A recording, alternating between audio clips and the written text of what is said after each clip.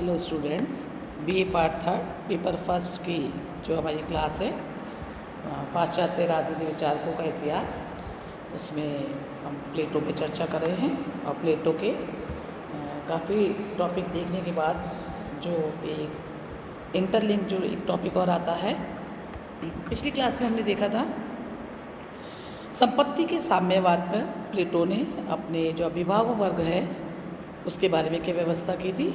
आज हम उसी का सेकंड पार्ट है परिवार विषयक साम्यवाद, या जिसे हम स्त्रियों का साम्यवाद भी कहते हैं, उस पर चर्चा करें। प्लेटो का ये मानना है कि जो अभिभावक वर्ग या संरक्षक वर्ग है जिसमें विवेक की प्रधानता है, उसको निजी संपत्ति से दूर करने के साथ साथ ही उसको निजी पारिवारिक व्यवस्था से भी दूर करना होगा।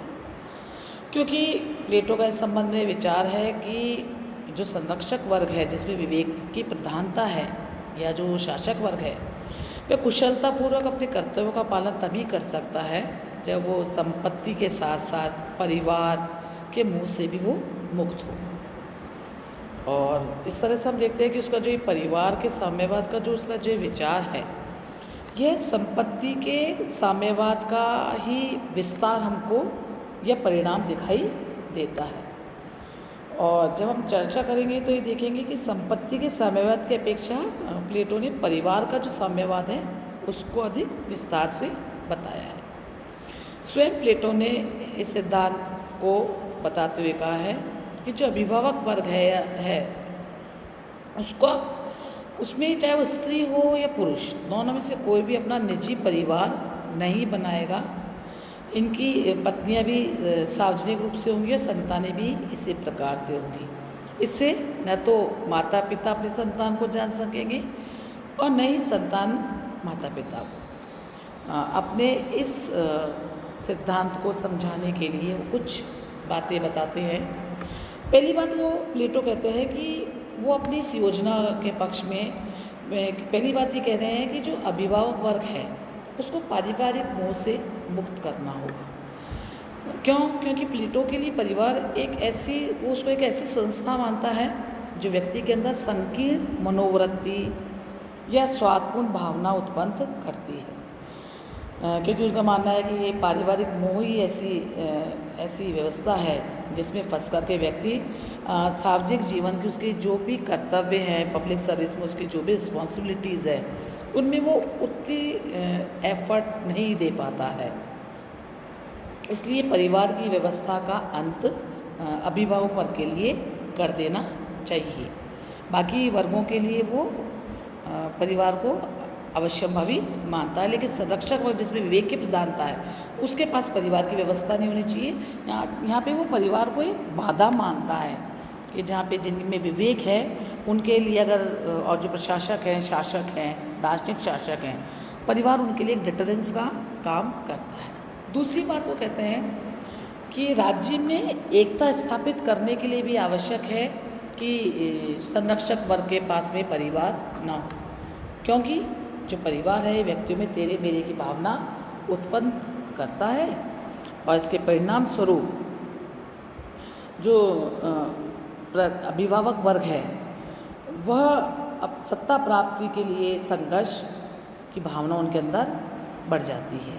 इसलिए वो कहते हैं कि अभिभावक वर्ग के लिए समस्त समाज ही एक विशाल परिवार की भांति है, और समस्त समाज के समस्त स्त्री पुरुषों का जो ये विशाल परिवार है, इसके द्वारा वह राजनीतिक एकता की प्राप्ति करना चाहता है।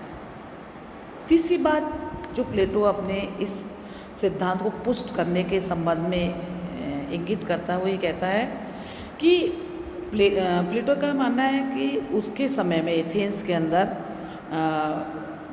पब्लिक लाइफ के अंदर, सार्वजनिक जीवन या राजनीति के अंदर स्त्रियों का प्रवेश स्वागत योग्य नहीं था और उनका समस्त जीवन घर की 4 दीवारी तक ही सीमित था, और पुरुष सार्वजनिक जीवन में अपनी भूमिका निर्वाह करते थे और महिलाओं का कार्य घर की 4 दीवारी में रहना और बच्चों का पालन पोषण करना था। और राज्य की सेवा के लिए बच्चों को जन्म देना, विवाह एक साधन बन गया था और पत्नी को एक साधन माना जाता था। प्लेटो का मानना है कि परिवार फैमिली एक ऐसी प्लेस है जहाँ मनुष्य की प्रतिभा का या स्त्रियों की प्रतिभा का हनन होता है, क्योंकि उनकी जितनी भी पावर है या उनकी जितनी भी क्षमता है वो घरेलू कार्यों में बर्बाद हो जाती है। और प्लेटो स्त्रियों को उनके इस जीवन से मुक्ति दिलाना चाहता है, क्योंकि वो ये कहता है कि पुरुषों के सामान्य स्त्रियों को भी सार्वजनिक कार्यों में अपनी भूमिका का निर्वाह करना चाहिए। इसलिए वह स्त्रियों की मुक्ति के लिए भी संरक्षक वर्ग को परिवार से पूर्णतः दूर करना चाहता है।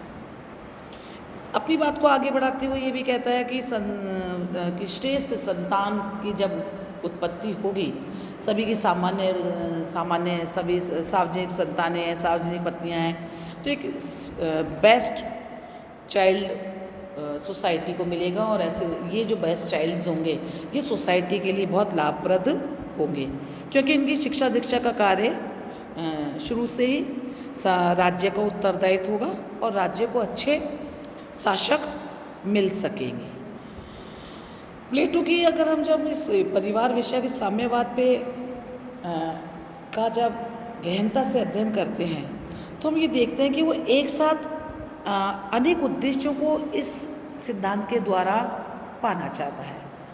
वे एक साथ ही संरक्षक वर्ग के लिए चाहता है कि वो अपने सार्वजनिक कर्तव्यों का निर्वाह करें, साथ ही जब सभी की पत्नियां और बच्चे एक दूसरे के होंगे, मतलब कोई किसी का भी एक का स्वामित्व तो नहीं होगा, सबका होगा, तो इससे राज्य में एकता आएगी। इससे जुड़ती हुई बात कहता है, इससे अच्छे संतान, अच्छे बच्चे, अच्छे युवा, आने वाली एक अच्छी पीढ़ी राज्य को प्राप्त हो सकेगी। साथ ही साथ स्त्रियों की स्थितियों में बहुत सुधार होगा और वो राज्य के लिए स्त्रियां भी उपलब्ध हो सकेंगी।